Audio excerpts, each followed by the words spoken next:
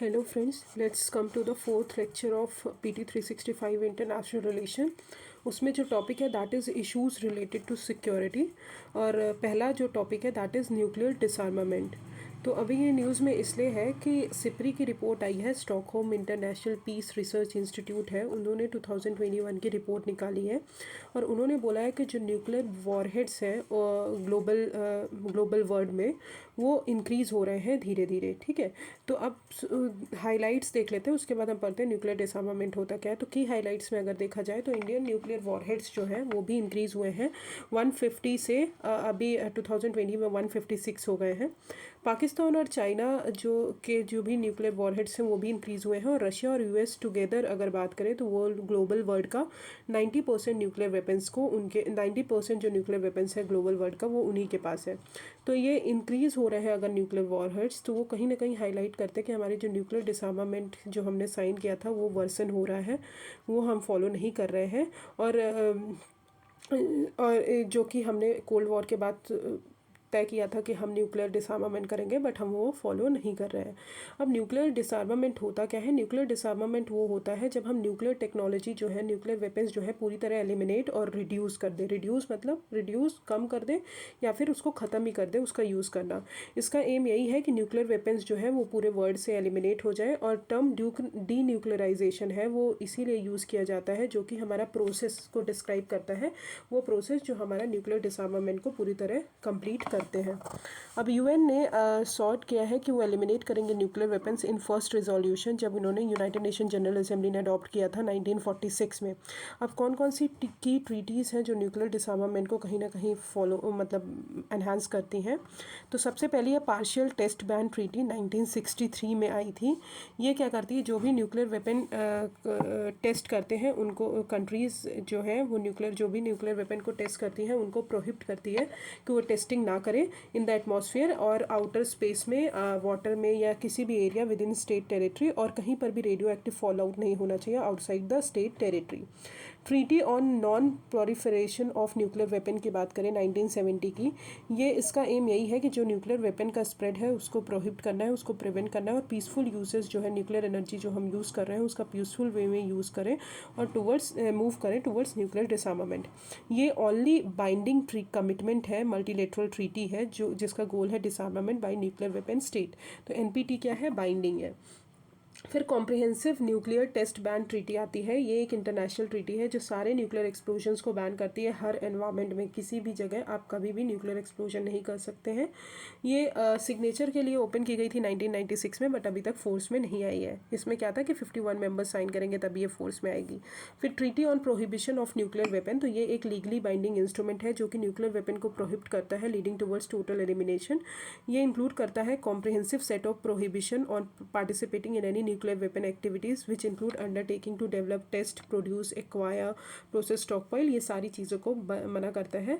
ये फोर्स में रिसेंटली अभी 2020 में आ गई है। तो these are the 4 treaties related to nuclear disarmament. Now let's come to what is non proliferation regime. तो सबसे पहले नॉन प्रोलिफरेशन की अगर बात करें तो obliging non nuclear weapon states जो हैं जिनके पास न्यूक्लियर वेपन्स नहीं हैं उनको ऑब्लाइज करती है कि वो कभी भी न्यूक्लियर टेक्नोलॉजी जो न्यूक्लियर वेपन्स हैं उनको एक्वायर ना करें और एक्सेप्ट करें फुल स्कोप सेफगार्ड। फिर डिसआर्मामेंट की बात करें तो 5 कंट्रीज़ जो है न्यूक्लियर वेपन कंट्रीज़, 5 कंट्रीज़ कौन सी है? US, China, France, Soviet union and UK. उन कंट्रीज़ को बोलते हैं कि वो नेगोशिएट करें कि वो नेगोशिएट करें और अपना जो न्यूक्लियर वेपन का वो है उसको डिसआर्मामेंट की तरफ ले आए और न्यूक्लियर वेपन को एलिमिनेट करें। फिर peaceful use of nuclear energy, तो नॉन न्यूक्लियर वेपन स्टेट्स जो हैं उनको बोलती है कि आप न्यूक्लियर एनर्जी का पीसफुल वे में यूज़ करिए, न्यूक्लियर साइंस और टेक्नोलॉजी का पीसफुल एप्लीकेशन करिए। तो this is peaceful use of nuclear energy. Now let's come to what is the India's role in global nuclear disarmament. तो इंडिया जो है पूरी तरह सपोर्टर है न्यूक्लियर डिसआर्मामेंट और नॉन प्रोलिफरेशन एफर्ट्स की। अब इंडिया का रोल जो है यूनिवर्सल, कंप्लीट और नॉन डिस्क्रिमिनेटरी डिसआर्मामेंट में क्या है? तो डिसआर्मामेंट कमिटी बनी जहाँ पे बोला गया कि हमको डिसआर्मामेंट और नॉन प्रोलिफरेशन है उसको डीलिंग करना है। इंडिया और एनपीटी की बात करें तो इंडिया ने साइन नहीं किया है NPT because of legally binding countries, legally binding है वो ट्रीटी। और कॉम्प्रिहेंसिव डिसआर्मामेंट की बात करें तो उन्होंने प्रपोज किया कि complete and universal nuclear डिसआर्मामेंट डिसआर्मामेंट। India और CTBT बात करें तो इंडिया ने ये भी नहीं साइन किया है। इंडिया और TPNW की बात करें तो इंडिया जो है not a comprehensive instrument, so India ने उसको भी अपोज किया है। और कॉन्फ्रेंस ऑन डिसआर्मामेंट को इंडिया जो है सपोर्ट कर रहा है, जो कि सिंगल मल्टीलेटरल डिसआर्मामेंट नेगोशिएशन फोरम है। अब कॉन्फ्रेंस ऑफ डिसआर्मामेंट की बात करें तो ये 1979 में फॉर्म हुई थी और ये सिंगल मल्टीलेटरल डिसआर्मामेंट नेगोशिएशन है, फोरम है इंटरनेशनल कम्युनिटी की। ये कब आई थी? जब मेंबर कंट्रीज़ ने पहला सेशन हुआ था यूनाइटेड नेशन जनरल असेंबली का, तो वो पूरी तरह डिवोटेड था डिसआर्मामेंट पे, तब जाके ये एग्रीमेंट लाया गया था। Since conclusion of the negotiation 1966 CD जो है पूरी तरह डेडलॉक में है एंड अभी तक किसी कंसेंसस में रीच नहीं कर पाए कोई भी प्रोग्राम जो बनाते हैं उसके लिए। अब इंडिया का न्यूक्लियर डॉक्ट्रिन की बात करें तो building and maintaining a credible minimum deterrent, तो पॉस्चर जो है इनका जो इंडिया का है नो फर्स्ट यूज़, मतलब न्यूक्लियर वेपन वो तभी यूज़ करेंगे जब कोई और अदर कंट्री हमारे ऊपर न्यूक्लियर अटैक करेगी तभी, तब तक वो इंडिया जो है न्यूक्लियर वेपन नहीं यूज़ करेगी। अब nuclear retaliation to a first strike will be massive और design to inflict unacceptable damage. Non use of nuclear weapon against non nuclear weapon state, तो जो नॉन न्यूक्लियर वेपन स्टेट है उनके ऊपर nuclear weapons जो है यूज़ नहीं करेगी। Continued commitment to the goal of nuclear weapon free world and through global verifiable and non discriminatory nuclear disarmament. Okay, तो इंडियाज़ न्यूक्लियर डॉक्ट्रिन ये है कि इंडिया जो है पहली बार में न्यूक्लियर वेपन यूज़ नहीं करेगी जब तक कोई और कंट्री यूज़ नहीं करती है। फिर आते हैं counter terrorism committee executive director. तो इंडिया ने वोट्स किया है यूनाइटेड नेशन सिक्योरिटी काउंसिल का रेजोल्यूशन कि वो जो है counter terrorism committee executive director है उसको रिन्यू करने की बात की गई है यूनाइटेड नेशन सिक्योरिटी काउंसिल ने, तो इंडिया ने जो है वो वोट किया है फेवर में। तो अब counter terrorism committee executive directorate होती क्या है? ये इस्टेब्लिश की गई है United Nation Security council resolution 1535 आया था उसके द्वारा ये इस्टेब्लिश की गई है 2004 में। ये एक्सपर्ट कमिटी है जो काउंटर टेररिज्म को देखती है, ठीक है, यूनाइटेड नेशन सिक्योरिटी काउंसिल को सपोर्ट करती है कि आप काउंटर टेररिज्म मतलब टेररिज्म को काउंटर करें। तो CTED जो है वो कंट्री में विजिट करती है, ठीक है, on CTC we have to access member states counter terrorism के क्या उन्होंने एफर्ट्स लिए हैं टेररिज्म के अगेंस्ट, ठीक है, प्रोग्रेस क्या है, शॉर्टफॉल्स क्या है, प्रायोरिटी एरियाज़ क्या है। तो CTC जो है काउंटर टेररिज्म कमेटी जो है वो इस्टेब्लिश की गई थी यूनाइटेड नेशन रेजोल्यूशन 1373 के द्वारा, जो कि इम्प्लीमेंट मेजर्स हैं उनको इम्प्लीमेंट करती है कि हमारा जो टेररिस्ट एक्टिविटीज़ हैं उनको काउंटर करा जाए और, ठीक है, उनको इंस्टीट्यूशनल एबिलिटी प्रोवाइड किया जाए at home at their region और अराउंड द वर्ल्ड। ये इस्टेब्लिश हुई थी आफ्टर 9/11 अटैक हुआ था, टेरर अटैक, जो कि टेरर अटैक के बाद जो है इस्टेब्लिश हुई थी और स्टेट्स को उन्होंने प्रिवेंट किया कि टेररिस्ट जो है पूरी तरह प्रिवेंट करिए, act both with in borders और अक्रॉस द स्टेट। प्रेजेंटली अगर बात करें तो कोई भी यूनिवर्सल एग्रीड डेफिनेशन नहीं है टेररिज्म की, बट इंडिया जो है CTC को चेयर करेगा 2022 में। अब what are the India's other counter terrorism measures in international level अगर बात करें तो पहली है ग्लोबल काउंटर टेररिज्म फोरम। ये एक्शन ओरिएंटेड प्लेटफॉर्म है, ये UN फ्रेमवर्क के बाहर एक्ट करती है, जो कि हमारा इफेक्टिव मल्टीलेटरल कोऑपरेशन बनाते हैं काउंटर टेररिज्म में। फिर counter terrorism implementation task force, ये जो है UN का सिस्टम ही है, UN के अंदर ही वर्क करता है। फिर united nation global counter terrorism strategy, ये यूनिक ग्लोबल इंस्ट्रूमेंट है जो कि हमारे रीजनल इंटरनेशनल एफर्ट्स को बढ़ाएगी काउंटर टेररिज्म से रिलेटेड, टेररिज्म को काउंटर करने के रिलेटेड। और 1996 में इंडिया ने प्रपोज किया the adoption of comprehensive convention और international terrorism at UN general assembly, जहाँ पे वो कॉम्प्रिहेंसिव लीगल फ्रेमवर्क बनाएंगे टेररिज्म को काउंटर करने के लिए, बट ये अभी तक अडॉप्ट नहीं किया गया है। अब आते हैं what are BRICS counter terrorism action plan. तो ब्रिक्स हम पढ़ चुके हैं पिछली वाली क्लास में। तो इंडिया ने वर्चुअली होस्ट किया है 11th BRICS meeting national security adviser की, जहाँ पे उन्होंने अडॉप्ट किया है BRICS counter terrorism action plan. अब ये एक्शन प्लान का वही एम है, ऑब्वियसली टेररिज्म को काउंटर करना है, कोऑपरेशन बढ़ाना है कंट्रीज़ के बीच कि वो जो है टेररिज्म को कॉम्बैट कर पाए और इंटरनेट जो है हमारे टेररिस्ट यूज़ कर रहे हैं उनका मिसयूज़ जो है कम कर पाए। फिर आते हैं हाइब्रिड टेररिस्ट। तो कश्मीर वैली में बहुत सारे अटैक्स बढ़ रहे हैं और being carried out by part time और हाइब्रिड टेररिस्ट। अब हाइब्रिड टेररिस्ट होता क्या है? हाइब्रिड टेररिस्ट जो है वो ये सिक्योरिटी फोर्सेस में लिस्टेड नहीं होते, बट वो मिलिटेंट्स के साथ टच में रहते हैं। फॉर एग्जांपल हाइब्रिड मिलिटेंट्स वो होते हैं वो बच्चे होते हैं। फॉर एग्जांपल अगर आपने कोई भी वेब सीरीज़ देखी होगी तो टेररिज्म वाले में तो कुछ स्टूडेंट्स को वो लाते हैं, उनको रेडिकलाइज करते हैं और उनको स्टैंड बाई मोड में रखते हैं कि आप जो है तब ज़रूरत पढ़ने पे काम, मतलब कि आप जो है हमारे खिलाफ जो भी वो टेररिस्ट मतलब बोलते हैं कि हमारे खिलाफ अगर कोई भी वो पुलिस कुछ भी इन्वेस्टिगेशन कर रही है तो आप लोग जाके उसको मैनिपुलेट कर दीजिए और वो कर दीजिए, क्योंकि आप लोग बच्चे हैं तो आप लोग टेररिस्ट दिखते भी नहीं हैं और लोग आपको समझेंगे भी नहीं। तो इस टाइप से हाइब्रिड मिलिटेंट होते हैं। तो hybrid militant can be a boy next door who has been radicalised और kept on standby mode by the handlers for carrying out a terror incident. ये जो है टास्क कैरी आउट के task जो भी टेररिस्ट मिलकर देते हैं, ये हाइब्रिड टेररिस्ट जो है वो टास्क परफॉर्म करते हैं और वेट करते हैं नेक्स्ट असाइनमेंट का, जब उनके मास्टर्स नेक्स्ट असाइनमेंट देंगे। इन बिटवीन वो पूरा दिन नॉर्मल वर्क करते हैं।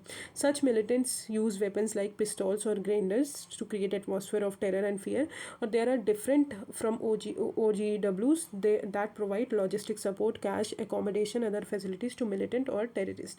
तो hybrid terrorist I hope clear हो गया होगा। Now let's come to space warfare. तो स्पेस वॉरफेयर के अगर ये न्यूज़ में इसलिए है कि US एंड UK जो है रिसेंटली एक्यूज़ किया है रशिया को कि रशिया ने जो anti satellite weapon test fire किया है स्पेस में, वो बहुत सारे कंसर्न्स रेज कर रहे हैं स्पेस वॉरफेयर से रिलेटेड। अब स्पेस वॉरफेयर होता क्या है? स्पेस वॉरफेयर वो वॉर होता है जो हमारे आउटर स्पेस में किया जाता है। अब स्कोप क्या है स्पेस वॉरफेयर का? ग्राउंड टू स्पेस वॉरफेयर, अगर हमारी सैटेलाइट जो है अटैक कर रही है अर्थ से, स्पेस टू स्पेस सैटेलाइट जो है अटैक कर रही है सैटेलाइट को स्पेस पे ही, और स्पेस टू ग्राउंड कोई सैटेलाइट जो है अटैक करिए अर्थ बेस्ड टारगेट पे। तो ये है स्पेस वॉरफेयर में आते हैं। अब एडवेंट अगर स्पेस वॉरफेयर का देखा जाए तो 1962 में स्टार्ट हुआ, जब US ने अपना एक टेस्ट किया था, ground based nuclear weapon test किया था, और उसके कारण जो है फिर आउटर स्पेस ट्रीटी आई थी 1967 में। अब कुछ स्पेस ट्रीटीज़ की अगर देखें तो आउटर स्पेस ट्रीटी कब आई थी? 1967 में, जो कि एक बेसिक फ्रेमवर्क प्रोवाइड करती है इंटरनेशनल स्पेस लॉ के लिए। ये एडमिनिस्टर कौन करते हैं? UN committee on peaceful uses of outer space. India ने रेटिफाई की है 1982 में। की प्रिंसिपल्स हैं कि फ्रीडम ऑफ एक्सप्रेशन और यूज़ ऑफ स्पेस जो है वो बहुत फ्री होना चाहिए, non appropriation of outer space, outer space को कोई ले नहीं सकता, और prohibition of deployment of nuclear weapon, तो आप न्यूक्लियर वेपन को है डिप्लॉय नहीं कर सकते। फिर 1972 में लाइबिलिटी कन्वेंशन आया, जहाँ पे स्टैंडर्ड ऑफ मतलब जो भी ऑब्जेक्ट आपके स्पेस में कुछ डैमेज कॉज कर रहे हैं तो उसके लिए आपकी लाइबिलिटी होगी।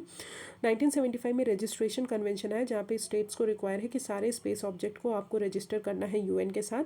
1979 में मून एग्रीमेंट आया, जहाँ पे इंश्योर किया कि मून और अदर सेलेस्टियल बॉडीज़ जो हैं वो पीसफुल पर्पज़ के लिए ही यूज़ करने पड़ेंगे, ना कि आप किसी और पर्पज़ के लिए यूज़ कर सकते हैं।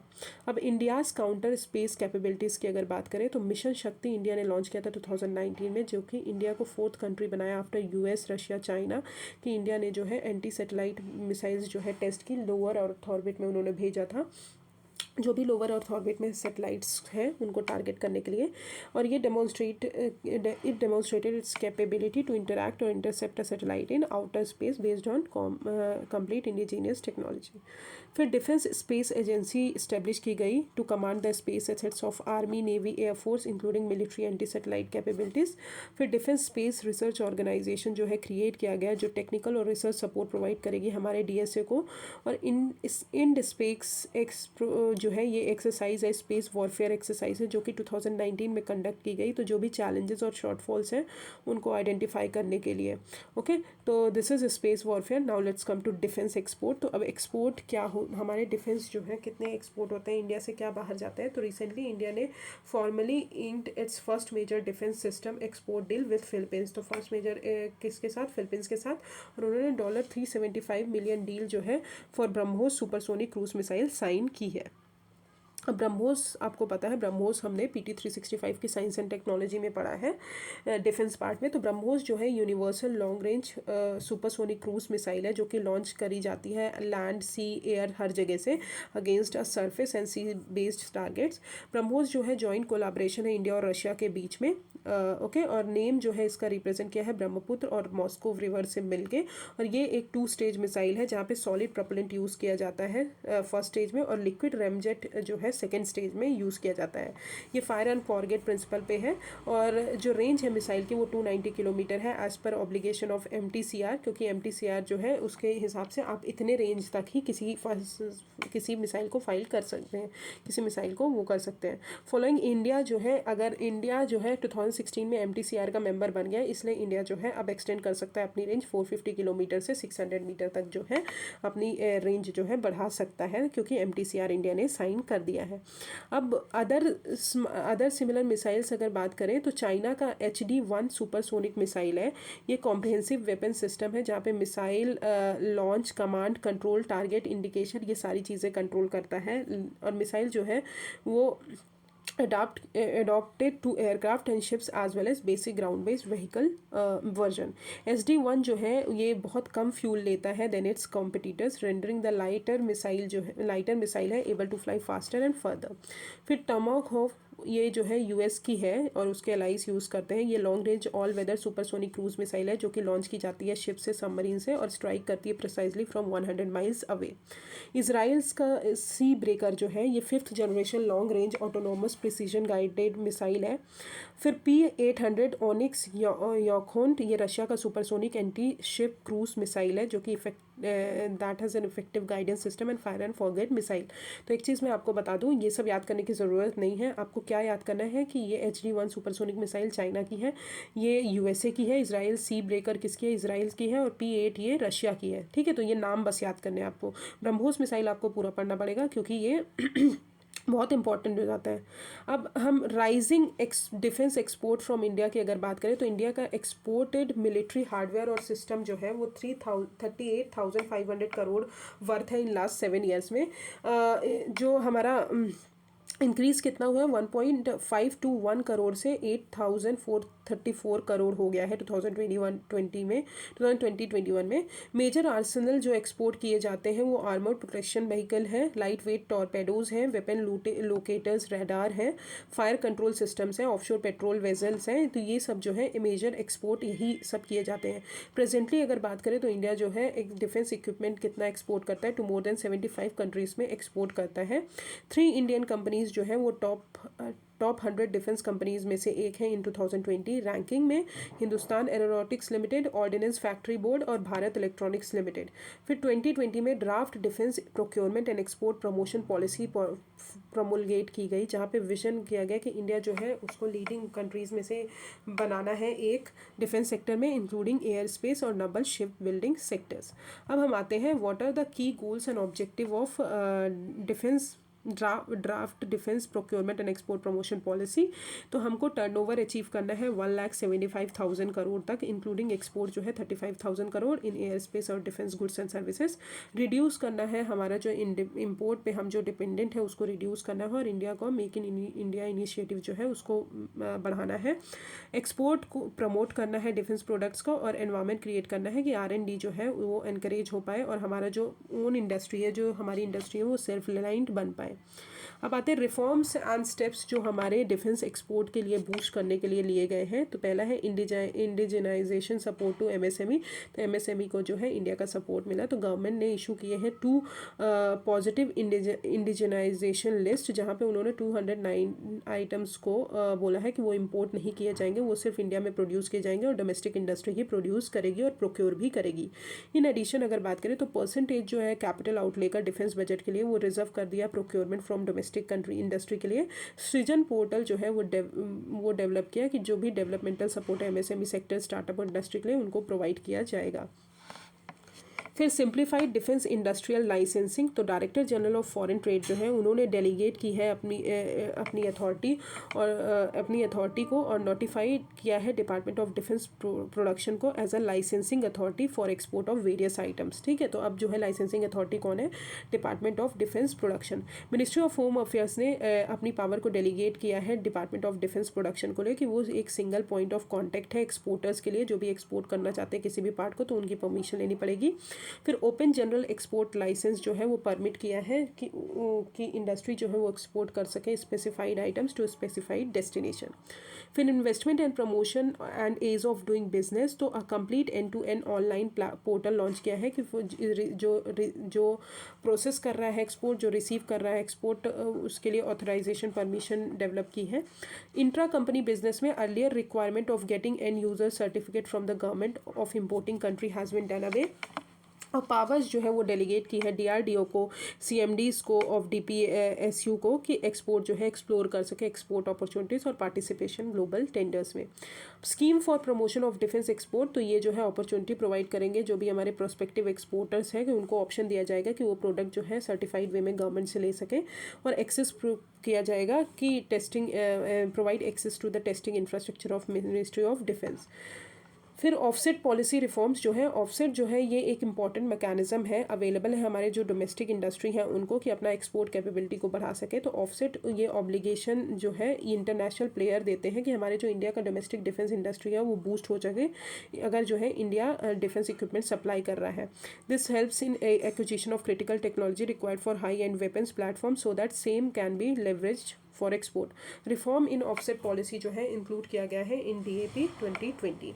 अब डिफेंस इंडियनाइजेशन की बात करें तो डिफेंस एक्विजिशन प्रोसीजर जो है 2020 लाया गया, जहाँ पे बाय कैटेगरी जो है इंक्लूड किया है अकॉर्डेड। बाय कैटेगरी में उन्होंने बोला कि बाय कैटेगरी जो है वो टॉप मोस्ट प्रायोरिटी है for procurement of capital equipment. फिर डिफेंस प्रोक्योरमेंट प्रोसीजर 2016 में आया जो कि technology perspective and capability road map provide करता है कि आप जो long term integrated perspective plan है उसको शेयर करें और फ्यूचर नीड्स जो है इंडस्ट्री की उनको फुलफिल करें। ये हेल्प करेगा डिफेंस इक्विपमेंट मैन्युफैक्चरर्स को कि वो प्लान कर सके technologies tie up with original equipment manufacture और सेटअप करें production lines. FDI sector defence sector में जो है वो 100% कर दी है गवर्नमेंट रूट से। इनोवेशन फॉर डिफेंस एक्सीलेंस की बात करें, ये लॉन्च किया गया है कि जो भी इंडस्ट्रीज़ हैं वो MSME हो गई, स्टार्टअप्स हो गई, उनको इंगेज किया जाए। और establish 2 defence industrial corridor Uttar Pradesh और तमिलनाडु में बनाया गया है।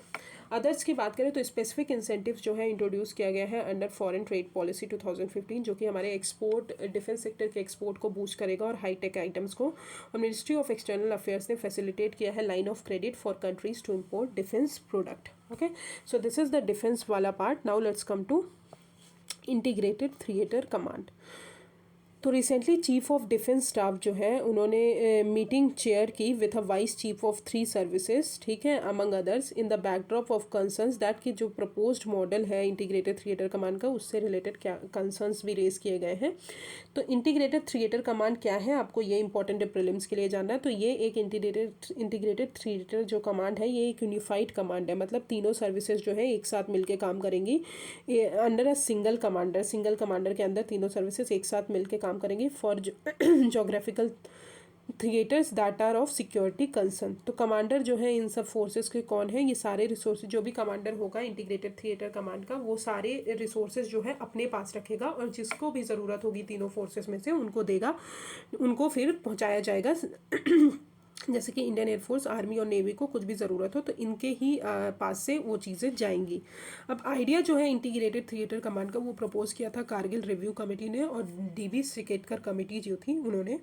तो याद कर लीजिए ये दोनों कमेटी किससे रिलेटेड है, हमारे इंटीग्रेटेड थिएटर कमांड और बॉर्डर सिक्योरिटी से रिलेटेड है। तो शिकेतकर कमेटी 2016 में फॉर्म की गई थी। उन्होंने 3 इंटीग्रेटेड थिएटर कमांड को रिकमेंड किया था। पहला है नॉर्दर्न कमांड चाइना बॉर्डर पे, वेस्टर्न कमांड पाकिस्तान बॉर्डर पे और सदर्न कमांड जो है मैरीटाइम बॉर्डर्स पे। तो करंट थिएटराइजेशन अगर मॉडल बताए तो वो 6th integrated theatre command and जो है फॉलो करते हैं। थिएटराइजेशन मॉडल जो है will have the inbuilt flexibility है उनके अंदर to fall back on current command and control structures to eliminate the possibility of country getting caught off guard by its adversaries during crucial transition phase. India का chief of defence staff जो है उनको mandate दिया गया है कि वो theatrisation drive करें और it is expected that jointness among 3 services will be rolled out by 2023। अब CDS क्या है, चीफ ऑफ डिफेंस स्टाफ, आपको पता है ये अभी पोस्ट क्लियर किया है। तो चीफ ऑफ डिफेंस स्टाफ जो है ये प्रिंसिपल मिलिट्री एडवाइजर की तरह एक्ट करेंगे डिफेंस मिनिस्टर के on all tri services matter. और ये जो है इनकी जो पावर है, इनका जो सब कुछ है वो controller auditor general, chief election commissioner और CVC के जैसा ही है in terms of retirement age. अब इंटीग्रेटेड थिएटर कमांड जो 6 हम फॉलो करते हैं वो क्या है, northern northern command, western command, eastern command, air defence command, maritime theatre command और लॉजिस्टिक कमांड। तो वेस्टर्न और ईस्टर्न जो कमांड है थिएटर्स, वो हेड कौन करते हैं? आर्मी जनरल्स हेड करते हैं with senior 3 star air component commanders under him. और एयर डिफेंस कमांड जो है वो ये top 3 star Indian air force officer जो होते हैं वो कंडक्ट करते हैं। और मैरीटाइम थिएटर जो है वो टॉप वाइस एडमिरल जो है वो कमांड करते हैं। तो this is integrated theatre command. I hope it is clear. Now let's come to unlawful activities prevention act, very important act. अब ये सुप्रीम कोर्ट, ये न्यूज़ में इसलिए है कि सुप्रीम कोर्ट ने रिसेंटली बोल दिया है कि मजिस्ट्रेट कांट एक्सटेंड प्रोब, मतलब मजिस्ट्रेट जो है वो अपनी पावर जो अनलॉफुल एक्टिविटीज़ के अंदर जो है वो प्रूव नहीं कर सकता, अपनी एक्सटेंड नहीं कर सकता। तो मोर ऑन न्यूज़ में देखें, कोर्ट ने अभी हाईलाइट किया कि ओनली स्पेशल कोर्ट जो है डेजिग्नेट कर सकता है under unlawful activities prevention act will be authorise to deal with the issues of extending the time for filing a chargesheet. मतलब चार्जशीट फाइल करने का जो पहले वो था वो मजिस्ट्रेट के पास था, पर अब मजिस्ट्रेट से हटा के उन्होंने बोला कि मजिस्ट्रेट जो है वो चार्जशीट फाइल करने का टाइम जो है एक्सटेंड नहीं कर सकता है। अब सिर्फ स्पेशल कोर्ट जो है वही चार्जशीट फाइल करने का जो टाइम है उसको एक्सटेंड कर सकते हैं। अब सुप्रीम कोर्ट ने ये भी इसी वर्डिक्ट में बोला, किस वर्डिक्ट में बोला है? Bikramjit Singh versus state of Punjab 2020 में। और स्पेशल कोर्ट जो है वो सेटअप किया जाएगा under national investigation agency act. इन सब अगर स्पेशल कोर्ट नहीं है तो फिर सेशन कोर्ट जो है ये पावर करेगा। अब अनलॉफुल एक्टिविटीज़ प्रिवेंशन एक्ट क्या है? ये एक इंडिया का मेन टेररिस्ट लेजिस्लेशन है जहाँ पे इन्वेस्टिगेशन कंप्लीट की जाती है विद इन 90 डेज। अगर नहीं sorry, if not the accuse is entitle to default bail. अगर नहीं की गई है 90 डेज में तो उसको बेल मिल जाएगी। अब की प्रोविजंस क्या क्या है? तो सेंट्रल गवर्नमेंट जो है किसी भी ऑर्गेनाइजेशन, किसी भी इंडिविजुअल को टेररिस्ट ऑर्गेनाइजेशन डिक्लेयर कर सकती है। डायरेक्टर जनरल को ये पावर प्रोवाइड करते हैं, नेशनल इन्वेस्टिगेशन जो एजेंसी का डायरेक्टर जनरल है उसको पावर देते हैं कि वो अप्रूवल दे सकती है फॉर सीजर और अटैचमेंट ऑफ प्रॉपर्टी। जो भी टेररिस्ट और इंडिविजुअल अटैक, मतलब जो भी ऑर्गेनाइजेशन और individual as a terrorist organisation declare किए गए हैं तो उनकी जो भी प्रॉपर्टीज़ हैं वो अटैच की जा सकती हैं। ऑफिसर्स जो है एनआईए के उनको एम्पावर करते हैं, जो भी रैंक ऑफ इंस्पेक्टर और अबव है, कि वो इन्वेस्टिगेट कर सकते हैं केसेस रिलेटेड टू टेररिज्म। अब कन्विक्शन रेट अगर बताएं यूएपीए की, वो बहुत कम है। Only 2.2% of the cases registered होते हैं इसके अंदर, रजिस्टर्ड हुए हैं इसके अंदर बिटवीन 2016 टू 2019। ओके, तो this is UAPA. I hope it is clear. Now let's come to north eastern region. तो थर्ड बोडो पीस एकॉर्ड।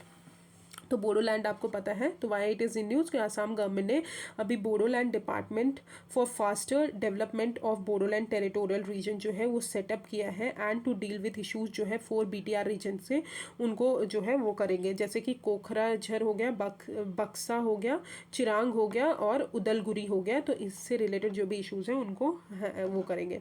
अब थर्ड बोडो पीस एकॉर्ड क्या है? ये एक ट्रिपराइट एग्रीमेंट है आसाम गवर्नमेंट के बीच, सेंट्रल गवर्नमेंट के बीच और जो भी banned Assam based insurgent group थे, national democratic front of Bodoland, उन तीनों के बीच में जो है ये एग्रीमेंट है। इसको रीनेम किया गया Bodoland territorial areas district as BTR, जो जिसको बहुत ज़्यादा एग्जीक्यूटिव पावर, एडमिनिस्ट्रेटिव, लेजिस्लेटिव और फाइनेंशियल पावर प्रोवाइड की। और ये एडमिनिस्टर किया जाएगा बाय बोडोलैंड टेरिटोरियल काउंसिल, जो कि किसके अंडर क्रिएट हुई? 6 शेड्यूल जो है हमारा कॉन्स्टिट्यूशन ऑफ इंडिया का, उसके अंदर क्रिएट हुई है। अब 6 शेड्यूल है क्या? आपको मैंने पढ़ाया है 6 शेड्यूल जो रिलेटेड है आसाम, मेघालय, त्रिपुरा, मिजोरम से, आसाम, मणिपुर, त्रिपुरा, ठीक है, ठीक है। तो ये जो है इनसे रिलेटेड 6 शेड्यूल जो कॉन्स्टिट्यूशन का है उससे रिलेटेड जो है ये बनाया गया। हाउएवर अकॉर्ड जो है वो ये भी बोला है कि कमीशन जो है वो कॉन्स्टिट्यूट की जाएगी सेंट्रल गवर्नमेंट के द्वारा फॉर डिमार्केशन और रीऑर्गेनाइजेशन ऑफ BTR रीजन। अब बोडोलैंड जो है ये एक स्टेट डिमांडेड है, जो कि ट्राइबल कम्युनिटी है वहाँ की, उन्होंने डिमांड किया है, कॉल्ड बोडोज इन आसाम, जो कि कंप्राइज करते हैं 5 to 6% of the state population. ठीक है, अब 6 शेड्यूल में कौन सी स्टेट्स आते हैं आप मुझे प्लीज़ कमेंट सेक्शन में बताइएगा। अब रिलेटेड न्यूज़ में अगर देखें तो ट्रिपराइट पीस डील जो है Karbi peace accord ink to end Karbi Anglong unrest इन असम। तो ट्रिपराइट एग्रीमेंट जो है वो 5 इंसर्जेंट ग्रुप्स जो है असम के वहाँ साइन किया गया है between the centre, state government और वो जो असम के 5 इंसर्जेंट ग्रुप है, उन्होंने साइन किया कि जो भी करबी अंगलोंग रीजन है जहाँ पे वो वायलेंस चल रहा है उसको हमको ख़त्म करना है। अब करबी इंसर्जेंसी जो है वो इसलिए स्टार्ट हुई क्योंकि उन्होंने सेपरेट स्टेट की डिमांड की थी फॉर करबी Anglong and north Cachar hills, insurgencies, ठीक है, जो कि फेस कर रहे थे। अब करबी अंगलोंग क्या है, ये लार्जेस्ट डिस्ट्रिक्ट है हमारे आसाम का, जहाँ पे बहुत सारे ट्राइबल एथनिक ग्रुप्स जो हैं, जैसे कि करबीज, बोरोस, कुकीज़, डेमासीज जो आते हैं। करबीज जो है रेशली वो मंगोलाइट ग्रुप से बिलोंग करते हैं, और लिंग्विस्टिकली अगर बात करें तो तिब्बतो बर्मीज लैंग्वेज है वो बोलते हैं। ये एक ऑटोनॉमस डिस्ट्रिक्ट है under 6 schedule of Indian constitution, और 1995 में इसको अपग्रेड किया गया है KAC फॉर करबी अंगलोंग डिस्ट्रिक्ट काउंसिल। ओके, तो आप मुझे 6 शेड्यूल में कौन कौन से 4 स्टेट आते हैं प्लीज़ मुझे आप कमेंट सेक्शन में बताइएगा, और 5th शेड्यूल भी किससे रिलेटेड है वो भी आप मुझे कमेंट सेक्शन में बताइएगा।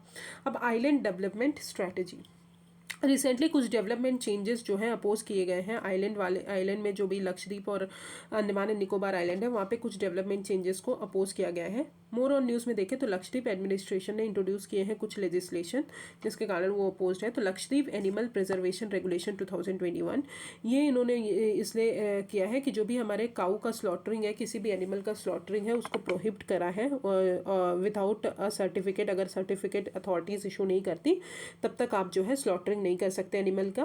फिर लक्षद्वीप पंचायत रेगुलेशन 2021, इन्होंने प्रपोज किया कि एक न्यू पंचायत रेगुलेशन बनाएंगे जो कि दैट मेक्स एनी पर्सन और मोर देन 2 चिल्ड्रन, अगर 2 से ज़्यादा चिल्ड्रन है किसी पर्सन के, तो वो पंचायत इलेक्शंस के लिए नहीं खड़े हो सकते एज अ मेंबर। रेगुलेशन जो है states you know that provide preservation of animal suitable for milk breeding of animal purposes, कोई भी certificate, no certificate will be given to slaughter cows, calves, bulls, bullocks in the island. फिर Lakshadweep development authority regulation 2021, ये allow करते हैं government को कि evict, alter, occupy किसी भी लैंड को जो भी कॉमन मैन होल्ड करता है उसको आप डेवलपमेंट पर्पस के लिए ले सकते हैं। फिर Lakshadweep prevention of anti social activities regulation, ये प्रोवाइड करते हैं एडमिनिस्ट्रेटर को to order the detention of a person for a period of 2 1 year. Okay, तो दीज आर द एक्ट, वो रिमेंबर करने की ज़रूरत नहीं है। तो अभी इन सब लेजिस्लेशन के लिए अपोजिशन आया है in order to balance the developmental needs of all stakeholder. तो पंचरत्न जो प्रिंसिपल है, पंचतंत्र जो प्रिंसिपल्स है सस्टेनेबल डेवलपमेंट के, जो कि नीति आयोग ने सजेस्ट किया, वो अडॉप्ट करना पड़ेगा किसी भी डेवलपमेंट प्रोजेक्ट के लिए। ये प्रिंसिपल्स है क्या, तो पहला तो है कि mix of P2, P3, P4 projects, ठीक है। तो पहला जो पब्लिक प्रोजेक्ट होना चाहिए या फिर पब्लिक प्राइवेट पार्टनरशिप से होना चाहिए, पब्लिक प्राइवेट पार्टनरशिप प्रोजेक्ट होना चाहिए। दूसरा है बजटरी प्लान जो है वो ऑप्टिमम पीपल वैल्यू के लिए क्रिएट करना चाहिए, create optimum people value creation जो है हमको environmental conducive for private sector participation, और पीपल्स पार्टिसिपेशन जो है इक्विटी में होना चाहिए। और डेवलपमेंट स्ट्रैटेजी मतलब सोशल स्ट्रैटेजी हो गई, सपोर्टिव स्ट्रैटेजी, वो भी करना पड़ेगा आपको। तो ये पंचतंत्र प्रिंसिपल है हमारे सस्टेनेबल डेवलपमेंट के जो नीति आयोग ने सजेस्ट किया है। ओके, तो अंडमान एंड निकोबार में हमने देख लिया था। अंडमान देखे जैसे कि मैप में अगर देखा जाए तो मैप अगर पूछते हैं तो नॉर्थ अंडमान और मिडिल अंडमान जो है साउंड आई है, आइलैंड है यहाँ के बीच में, नॉर्थ अंडमान, फिर मिडिल अंडमान, साउथ अंडमान और फिर लिटिल अंडमान आता है, ठीक है। तो मिडिल अंडमान और साउथ अंडमान के बीच में ही बैरन आइलैंड है। तो याद रखिएगा मिडिल अंडमान और साउथ अंडमान के जो हमारा ईस्टर्न पार्ट है दैट इज वहाँ पे बैरन आइलैंड है और क्वार्टरम आइलैंड है। पहले क्वार्टरम आइलैंड आएगा फिर बैरन आइलैंड आएगा क्योंकि क्वेश्चन आ चुका है। फिर साउथ अंडमान में ही स्वराज द्वीप है जिसको हैवलॉक आइलैंड नाम दिया गया, फिर शहीद द्वीप है जिसको नील आइलैंड नाम दिया गया, और उसके बाद उसी के नीचे नेताजी सुभाष चंद्र बोस आइलैंड है जो रॉस आइलैंड था नाम, उसको नेताजी सुभाष चंद्र बोस आइलैंड नाम दिया गया। हैवलॉक आइलैंड को स्वराज द्वीप बोला गया, नील आइलैंड को शहीद द्वीप बोला गया, और नेताजी सुभाष चंद्र बोस जो रॉस आइलैंड है उसको बोस आइलैंड बोला गया। फिर उसके बाद पोर्ट ब्लेयर कैपिटल है, उसके बाद डंकन पैसेज है लिटिल अंडमान और साउथ अंडमान के बीच। तो साउथ अंडमान और लिटिल अंडमान के बीच क्या है, डंकन पैसेज है। फिर 10 डिग्री चैनल से हमारा अंडमान निकोबार सेपरेट होता है। फिर कार निकोबार है कार निकोबार है, फिर लिटिल निकोबार है, फिर जो है ग्रेट निकोबार है आइलैंड है। तो this is the map of Andaman and Nicobar. Okay, अब अगर देखा जाए लक्षद्वीप आइलैंड में तो लक्षद्वीप आइलैंड में आप देख सकते हैं अरेबियन सी में है, यहाँ पे मिनिकॉय है, फिर कालपेनी है, एंड्रॉट है, कावरती है जो कि लक्षद्वीप की कैपिटल है, फिर अगाती, अमिनी, कदमत, ठीक है। तो ये सब जो है लक्षद्वीप आइलैंड के वो है। अब आइलैंड डेवलपमेंट एजेंसी की अगर बात करें तो ये कॉन्स्टिट्यूट हुई थी जून 2017 में, जो आइलैंड का डेवलपमेंट है उसको होलिस्टिक डेवलपमेंट के लिए। और ये चेयर कौन करते हैं, यूनियन होम मिनिस्टर चेयर करते हैं, include secretaries of various various ministries. अब एक्सक्लूसिव इकोनॉमिक जोन की बात करें तो आपको पता है कि अनक्लॉज जो है वो एक्सक्लूसिव इकोनॉमिक अनक्लॉज के अंदर बहुत सारा जो हमारा सी से लैंड वाला एरिया है उसको डिफाइन किया है कि इंटरनल वाटर्स कहाँ से होते हैं। देखिए जैसे कि इंटरनल वाटर्स जो होते हैं हमारा कोस्ट लाइन वाला जो एरिया होता है दैट इज इंटरनल वाटर्स। अब कोस्ट लाइन से जो हमारा 12 नॉटिकल माइल्स तक होता है दैट इज टेरिटोरियल सी। और फिर इंटरनल वाटर से बेस लाइन से जो हमारा 24 नॉटिकल माइल्स तक होता है दैट इज कंटैगुअस जोन। अब बेस लाइन से जो पूरा 200 नॉटिकल माइल्स तक होता है उसको हम मतलब एक्सक्लूसिव इकोनॉमिक जोन बोलते हैं। मतलब जो हमारा कंटैगुअस जोन मतलब टेरिटोरियल जोन के बाद 12 नॉटिकल माइल्स के बाद जो हमारा पूरा 200 नॉटिकल माइल्स तक आता है उसको हम एक्सक्लूसिव इकोनॉमिक जोन बोलते हैं। तो एक्सक्लूसिव इकोनॉमिक जोन जो है जनरली 200 नॉटिकल माइल्स तक एक्सटेंड करता है from the shore with in the coastal state, जहाँ पे कोस्टल स्टेट के पास राइट होता है कि वो एक्सप्लोर, एक्सप्लॉयटेशन, कंजर्वेशन, मैनेजमेंट कर सकते हैं हमारे नेचुरल रिसोर्सेज का और अदर एक्टिविटीज़ परफॉर्म कर सकते हैं such as production of wind and tidal power. तो this is exclusive economic zone. Now let's come to other important news. तो अदर इंपॉर्टेंट न्यूज़ में सबसे पहला आता है AUKUS, AUKUS। तो ऑस्ट्रेलिया, यूके, यूएस ने, तो इसका मतलब है कि ऑस्ट्रेलिया है, यूके है, यूएस है, उन्होंने न्यू ट्राइलेटरल प्रोग्राम किया है जिसका नाम AUKUS है। ये ऑस्ट्रेलिया, यूके, यूएस ने लेकर आए हैं जो कि न्यू सिक्योरिटी अलायंस प्रोग्राम है जिसका एम है कि इंडो पैसिफिक जो रीजन है वहाँ पे हमको डिफेंस कोऑपरेशन बढ़ाना है और डिफेंस कैपेबिलिटीज़ को शेयर करना है एक दूसरे के साथ कि हम इंडो पैसिफिक रीजन को प्रोटेक्ट कर सकें। इस प्लान का एम यही है कि जो भी कटिंग एज टेक्नोलॉजी है वो ऑस्ट्रेलिया को प्रोवाइड करनी है by 2 partners including futuristic capabilities like artificial intelligence and quantum technologies. As a part of pact अगर बताएं तो ऑस्ट्रेलिया जो है अबेंडन किए हैं its $43 billion plan to build French conventional submarines and instead built vessels based on UK US technology. तो India ने जो है ऑस्ट्रेलिया ने जो है UK US की टेक्नोलॉजी ना बिल्ड करके फ्रेंच कन्वेंशनल सबमरीन्स जो है वो बिल्ड करने की बात की है। फिर united nation office on drug and crime report. तो as per the report Afghan opium जो है प्रोडक्शन जो है वो राइज हो रहा है for a 5th year. Finding जो है वो पार्ट है हमारे United nation office of drug and crimes की जो कि लॉन्च हुआ था at the meeting Paris pact initiative में। और पेरिस पैक्ट इनिशिएटिव जो है ये इंटरनेशनल कोएलिशन है जो कि 2003 में लॉन्च किया गया था कि जो भी इलिसिट ट्रैफिकिंग अफगानिस्तान में हो रही है उसको देखने के लिए। की हाईलाइट्स रिपोर्ट की अगर देखें तो ओपीएम हार्वेस्ट जो है अफगानिस्तान में वो इंक्रीज़ हो गया है 8% से। 85% जो ग्लोबल ओपीएम प्रोडक्शन है 2020 में वो बहुत हो गया है। अफ़गान जो है वो सप्लाई करता है 8 out of 10 opiate users worldwide. Methamphetamine जो है वो इंक्रीज़ हुआ है अफगानिस्तान में उसका मैन्युफैक्चर। इंडिया में इम्पैक्ट की बात करें तो 45% ऑफ द हीरोइन जो है इंडिया में वो अफगानिस्तान से आता है। रिसेंटली लोअर कॉस्ट सिंथेटिक मेटामेफ्थमाइन जो है ये drawing the bulk of young users in India. Vulnerability जो है साउथ ट्रैफिकिंग रूट में ज़्यादा है। फिर आते हैं दिल्ली रीजनल सिक्योरिटी डायलॉग। तो इंडिया ने अभी होस्ट किया है रीजनल सिक्योरिटी डायलॉग जो कि सिक्योरिटी सिचुएशन है अफगानिस्तान की उसको डिस्कस करेंगे कि तालिबान ने जो भी कैप्चर कर लिया है पूरी पावर तो अफगानिस्तान में क्या क्या प्रॉब्लम्स हो रही हैं। 2 अर्लियर मीटिंग्स भी हो चुकी थी 2018 में हुई थी और 2019 में। और ये फर्स्ट टाइम जो है जितनी भी सेंट्रल एशियन कंट्रीज़ हैं not just Afghanistan, immediate land neighbours जो है वो पार्टिसिपेट कर रहे हैं इस फॉर्मेट में।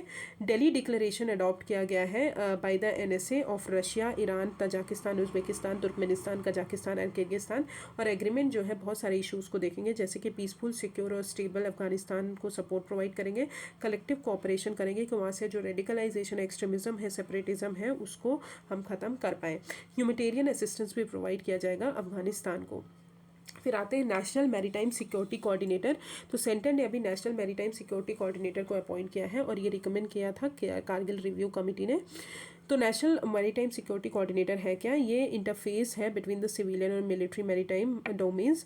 ये वर्क किसके अंदर करेगी? नेशनल सिक्योरिटी एडवाइज़र के अंदर। ये एक प्रिंसिपल एडवाइज़र है हमारे गवर्नमेंट की मैरीटाइम सिक्योरिटी से रिलेटेड। अब सिग्निफिकेंस क्या है कि एफिशिएंसी इंक्रीज़ हो जाएगी हमारी नेवी, कोस्ट गार्ड और स्टेट मैरीटाइम बोर्ड्स की। और मैरीटाइम और energy security as a China plans to reach out eastern seaboard of Africa. और क्रिएट करेगी national maritime security coordinator is a pact of act east policy vision जो कि include करेंगे SAGAR programme और deep ocean mission और Sagarmala project. फिर आते हैं principle for global maritime security. तो यूनाइटेड नेशन सिक्योरिटी काउंसिल की डिबेट में पीएम ने 5 प्रिंसिपल्स जो हैं लिस्ट आउट किए हैं फॉर ग्लोबल मैरीटाइम सिक्योरिटी। और ये उसी लाइन पे है, सागर जो इनिशिएटिव उन्होंने लॉन्च किया था security and growth for in the region, उसके ही अंदर इसको किया गया है 5 प्रिंसिपल्स। अब 5 प्रिंसिपल्स है क्या, तो पहला है बैरियर्स रिमूव करने हैं हमारे मैरीटाइम ट्रेड में। ओशंस और वर्ल्ड जो है वो कॉमन हेरिटेज है, और मॉडर्न सी रूट्स जो है वो लाइफलाइन है हमारे इंटरनेशनल ट्रेड की। सेटल करना है maritime dispute through peaceful means and on the basis of international law. तो अनक्लॉज के थ्रू जो है हमको डिस्प्यूट सेटल करने हैं, और इंडिया ने अपने डिस्प्यूट रिजॉल्व किए हैं बांग्लादेश के साथ based on it. Jointly facing natural disaster and maritime threats created by non state actors. तो ग्लोबली अगर बात करें तो एक्ट ऑफ पायरेसी और आर्म्ड रोबरी जो है वो इंक्रीज हो गया है 20% during 2020 despite of maritime traffic volume. तो इसके लिए हमको United Nation convention against transnational organised crime है उसको इम्प्लीमेंट करने की ज़रूरत है। फिर preserving the maritime environment and resources.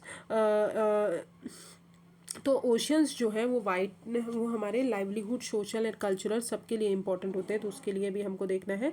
और एनकरेजिंग रिस्पॉन्सिबल मैरीटाइम कनेक्टिविटी। तो प्रेजेंटली अगर बात करें तो international ship and port facility security code जो है उसको भी हमको देखना है। फिर आते हैं एयर डिफेंस आइडेंटिफिकेशन जोन। तो चाइनीज़ एयरक्राफ्ट जो है अभी ताइवान के एयर डिफेंस आइडेंटिफिकेशन जोन में एंटर कर दिए गए हैं।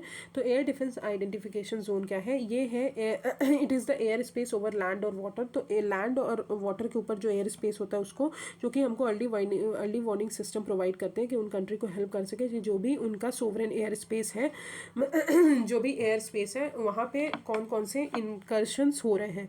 It stretch beyond the boundary of countries national air space. और ADIZ है, ये नॉट लीगली बाइंडिंग एग्रीमेंट है, डिफरेंट कंट्रीज जो है वो ओवरलैप करती हैं इसमें।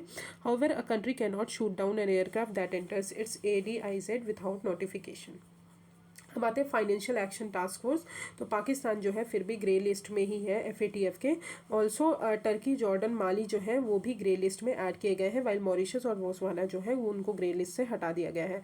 अब इंक्लूजन जो है ग्रे लिस्ट में वो इम्प्लाई करता है कि strategic deficiency detected in a jurisdiction policies to prevent money laundering और टेरर फाइनेंसिंग।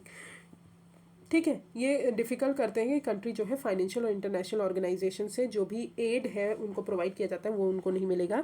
तो FATF क्या है, इंटर गवर्नमेंटल बॉडी है, इस्टेब्लिश हुई थी 1989 में, जो हमारे मनी लॉन्ड्रिंग को कॉम्बैट करने के लिए बनाई गई थी, टेररिस्ट फाइनेंसिंग के लिए। और इंटरनेशनल फाइनेंशियल सिस्टम की जो इंटीग्रिटी है अगर उसमें थ्रेट है तो उसको प्रोटेक्ट करने के लिए FATF बनाई गई थी, और इंडिया जो है मेंबर है FATF का। फिर आते हैं 5 आइज। तो रिसेंटली 5 आइज सिक्योरिटी अलर्ट जो है cause the New Zealand cricket board to cancel the Pakistan tour. तो पाकिस्तान टूर जो है उसको कैंसिल करना है। 5 आइज क्या है, इंटेलिजेंस शेयरिंग अरेंजमेंट है between US, UK, Canada, Australia, New Zealand. तो कौन कौन सी है, US, UK, Canada, Australia, New Zealand. Under this intelligence agencies जो है 5 कंट्रीज़ की, वो शेयर करेंगी सिग्नल, मिलिट्री और ह्यूमन इंटेलिजेंस अमंग देमसेल्स। फिर डिफेंस एडवाइजरी काउंसिल। तो डिफेंस एडवाइजरी काउंसिल ने अभी डील अप्रूव की है AK-203 रिफाइल्स की विथ रशिया। तो फर्स्ट 20,000 रिफाइल्स जो है वो इंपोर्ट की जाएंगी रशिया से, और देन मोर देन 6 लाख रिफाइल्स जो है वो मैन्युफैक्चर इंडिया में ही की जाएंगी। तो डिफेंस एडवाइजरी काउंसिल जो है ये हाईएस्ट डिसीजन मेकिंग बॉडी है डिफेंस मिनिस्ट्री के, जो डिसाइड करेगी new policies related to 3 services, army, air force and navy और इंडियन कोस्ट गार्ड से। और मिनिस्टर ऑफ डिफेंस जो है ये चेयरमैन होते हैं हमारे डिफेंस एडवाइजरी काउंसिल के। तो याद रखिएगा मिनिस्टर ऑफ डिफेंस जो है चेयरमैन होंगे। फिर आते हैं प्रोजेक्ट 75। प्रोजेक्ट 75 मैंने बताया था कि सबमरीन जो डील करते हैं हम उसकी है। तो प्रोजेक्ट 75 जो है वो बोलते हैं कि 6 मॉडर्न कन्वेंशनल सबमरीन है, उनका इंडिजीनियस कंस्ट्रक्शन करना है। ओके, तो इंडिजीनियस कंस्ट्रक्शन करना है with contemporary equipment, weapon, sensors including fuel cell based AIP, air independent propulsion plant. अब air independent propulsion plant technology जो है वो कन्वेंशनल डीजल इलेक्ट्रिक सबमरीन्स को अलाउ करते हैं कि वो अंडर वाटर रह सके for the longer time. Okay, other countries के पास जिनके पास AIP है वो China, Germany, Sweden, France, Spain, Russia है। और P75I जो है सबमरीन प्रोजेक्ट है वो इसका एस्टिमेटेड कॉस्ट है $5.5 बिलियन, और ये फर्स्ट एक्विजिशन इंडिया ने अंडरटेक किया है under strategic partnership procurement model. फिर आते हैं ऑर्डिनेंस फैक्ट्री बोर्ड। तो मिनिस्ट्री ऑफ डिफेंस ने ऑर्डर इशू किए हैं कि वो ऑर्डिनेंस फैक्ट्री बोर्ड को डिसोल्यूट करेंगे और स्पेस देंगे कि हमारा जो ऑर्डिनेंस फैक्ट्री बोर्ड है वो कॉर्पोरेटाइज हो पाए, मतलब प्राइवेटाइज हो पाए धीरे धीरे। एसेट, स्टाफ और ऑपरेशन जो है 41 ऑर्डिनेंस फैक्ट्री के अंडर OFB वो ट्रांसफर किए जाएंगे 7 डिफेंस पब्लिक सेक्टर यूनिट्स को। कॉर्पोरेटाइजेशन का मतलब एम है यही है कि हमको एफिशिएंसी उनकी इंप्रूव करनी है, प्रोडक्ट कॉस्ट कॉम्पिटिटिव बनाना है और एनहांस करनी है उनकी क्वालिटीज़ को। अब ऑर्डिनेंस फैक्ट्री बोर्ड क्या है, ये इंगेज होते हैं production, testing, logistic, research, development और मार्केटिंग, जो भी हमारे प्रोडक्ट रेंजेस हैं एरिया, लैंड, सी और एयर सिस्टम में। फिर आते हैं कोलंबो सिक्योरिटी कॉन्क्लेव। तो first Colombo security conclave virtual workshop जो है on developing regional cyber security capabilities on defence operational deep dark web handling and digital forensic अभी होस्ट की है। किसने होस्ट की है? नेशनल सिक्योरिटी काउंसिल सेक्रेटेरिएट ने होस्ट की है। तो CSC क्या है? Colombo security conclave. इसको रीनेम्ड वर्जन है हमारा नेशनल सिक्योरिटी एडवाइजर का, तो याद रखिएगा नेशनल सिक्योरिटी एडवाइजर का रीनेम्ड वर्जन है level trilateral on maritime security, जिसमें इंडिया, श्रीलंका, बांग्लादेश, मॉरिशस, मालदीव, सिचेल्स जो है ऑब्जर्वर स्टेटस है और सेक्रेटेरिएट कहाँ पे है? कोलंबो में है। ये हेल्प करेंगे मेंबर नेशन को कि जो कॉमन सिक्योरिटी थ्रेट्स हैं उनके लिए कैपेसिटी बिल्ड कर सके इफेक्टिवली, कि हमारे जो 4 पिलर्स है कॉपरेशन, मतलब हमारे जो उनके हैं उनके लिए एक कैपेसिटी बिल्ड कर सके कि हम उन थ्रेट्स को रिजॉल्व कर पाए through its 4 pillar of cooperation: maritime safety and security, terrorism, radicalisation, trafficking and organised crime, cyber security and protection of critical infrastructure. अब कुछ इनिशिएटिव्स जो रीजनल लेवल पे लिए गए हैं: Pacific cyber security operational network, Singapore ASEAN cyber security centre of excellence और यक्ष, ठीक है। फिर लॉन्ग फोर्स शेल जो है, ये long force shell is being touted as one of the worst cyber security flaws है, ठीक है। वल्नरेबिलिटी जो है ये बेस्ड है on an open source logging library used in most applications by enterprises and even government agencies. तो using this vulnerability hackers जो है वो एप्लीकेशन पे एक्सेस करते हैं और could potentially run the malicious software on devices और सर्वर्स। फिर रीविल रैंसमवेयर ग्रुप जो है, रीविल अभी डिसमेंटल कर रशिया जो अथॉरिटीज़ है उन्होंने डिसमेंटल किया है at the request of US। तो रीविल क्या है? नेम है एमेलगम ऑफ रैंसमवेयर और एविल का दोनों को मिला के बना है और ये रशिया बेस्ड हैकिंग ऑर्गेनाइजेशन है। अब रैंसमवेयर क्या होता है? मालवेयर होता है जो कि हमारे इंफॉर्मेशन है उसको, एनक्रिप्टेड इंफॉर्मेशन है उनको पूरी तरह क्या कर लेता है, अपने अंदर ले लेता, अपने अंदर हैंडल कर लेता है, जिसके कारण हम इंफॉर्मेशन तक नहीं पहुंच पाते। ग्रुप रिवील जो है वो डेटा को स्टील करेगा, चुराएगा कंप्यूटर से और लॉक करेगा victims out of their computer and then threaten to release stolen data by auctioning it off, ठीक है। Laws on surveillance in India अगर बात करें तो कम्युनिकेशन सर्विलेंस अगर इंडिया में है वो प्राइमरली 2 लॉ से चलता है। पहला है टेलीग्राफ एक्ट, दूसरा है information technology act. Both law के अंदर गवर्नमेंट जो है, सिर्फ गवर्नमेंट को पावर है कि सर्टेन सर्कमस्टांसेस में आप परमिट कर सकते हैं कि सर्विलेंस हो सकता है, बट प्राइवेट एक्टर्स को आप परमिट नहीं कर सकते। और टेलीग्राफ एक्ट के अंदर देखें तो गवर्नमेंट जो है कॉल्स, किसी भी कॉल्स को इंटरसेप्ट कर सकता है कुछ सिचुएशंस में, जैसे कि अगर हमारे सोवेनिटी पे थ्रेट है, इंटीग्रिटी पे थ्रेट है, security of state, relation with foreign state, public order, तो इन सब केसेस में गवर्नमेंट जो है कॉल को इंटरसेप्ट कर सकता है। और वहाँ पे these are the same restriction imposed on free speech under article 19 clause 2 of the constitution. Under IT rules अगर बात करें तो स्टेट जो है all state that IT rule बताता है कि जो भी कॉम्पिटेंट अथॉरिटी है वही बस ऑर्डर इशू कर सकती है। और कॉम्पिटेंट अथॉरिटी होती कौन है? यूनियन होम सेक्रेटरी हो सकती है, state secretaries in charge of home department. फिर आते हैं पेगासस। तो recent controversy regarding Pegasus spyware जो है अभी बहुत ज़्यादा फ्यूड हो गया है और ये डेवलप और लाइसेंस किसने किया था? इजरायली कंपनी NSO ग्रुप था। फिर आते हैं टेरिटोरियल आर्मी। तो टेरिटोरियल आर्मी जो है अभी 72 रेजिंग डे सेलिब्रेट किया है उन्होंने 9 अक्टूबर 2021 को। और टेरिटोरियल आर्मी जो है ये है क्या? ये रेस किया था ब्रिटिशर्स ने 1920 में। आफ्टर इंडिपेंडेंस अगर बात करें तो टेरिटोरियल आर्मी एक्ट पास किया गया 1948 में और इसको इनॉग्रेट किया गया, फॉर्मली इनॉग्रेट किया गया। ये पार्ट है रेगुलर आर्मी जो हमारी होती है उनका पार्टी होता है और उनका प्रेजेंट रोल होता है कि वो जो है रेगुलर आर्मी को रिलीव करे from static duties and assist करें सिविल एडमिनिस्ट्रेशन को, कोई नेचुरल कैलामिटीज़ से डील करें। एसेंशियल सर्विसेज को ये मेंटेन करते हैं इन सिचुएशन जहाँ पे लाइफ जो है कम्युनिटीज़ की इफेक्ट होती है, ठीक है, कंट्री की सिक्योरिटी थ्रेटेंड होती है। और ये यूनिट्स प्रोवाइड करते हैं हमारे रेगुलर आर्मी को जब भी उनको ज़रूरत होती है। फिर बॉर्डर सिक्योरिटी फोर्सेस, तो रिसेंटली गवर्नमेंट ने नोटिफिकेशन इशू किया है कि वो एम्पावर किया है बॉर्डर सिक्योरिटी फोर्सेस के कि वो सर्च, अरेस्ट, सस्पेक्ट और जो है इंडिया पाकिस्तान और इंडिया बांग्लादेश बॉर्डर है तो 50 किलोमीटर तक वो सर्च, अरेस्ट और वो सब कर सकते हैं, ठीक है, under CRPC passport act and passport act, ठीक है। ये एस्टेब्लिश 1965 में की गई थी सेफ गार्ड प्रोवाइड करने के लिए जो भी इंडियन बॉर्डर्स हैं पाकिस्तान से लगे हुए हैं और ईस्ट पाकिस्तान से, उनसे रिलेटेड जो है ये सेफ गार्ड क्रिएट किया गया था। और BSF जो है डिप्लॉय किया जाता है to counter insurgency other international security duties. BSF जो है ministry of home affairs administer करते हैं।